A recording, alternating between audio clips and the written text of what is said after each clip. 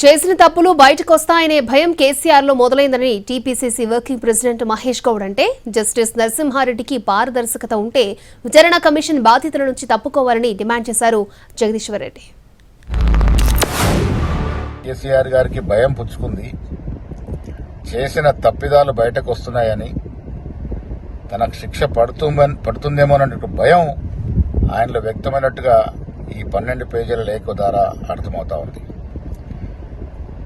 విద్యుత్ కొనుగోలులో నిజంగా కూడా కేసీఆర్ ప్రమేయం లేకుంటే ఈ 12 పేజీల లేఖ అయితే జస్టిస్ నరసింహారెడ్డి గారికి రాసినారో అదే 12 పేజీల లేఖ రాసి మీ తప్పిదం లేదు దీంట్లో నిరూపించుకునే ప్రయత్నం ఎందుకు చేయట్లేదు? మీరు మళ్ళీ సెంటిమెంట్ని రాజేసి మీరు తెలంగాణ వాళ్ళ మీద ఎలా ఎంక్వైరీ చేస్తారని, విచారణ చేస్తారని భయపెట్టే ప్రయత్నం కేసీఆర్ చేస్తున్నట్టు కనబడతా ఉంది.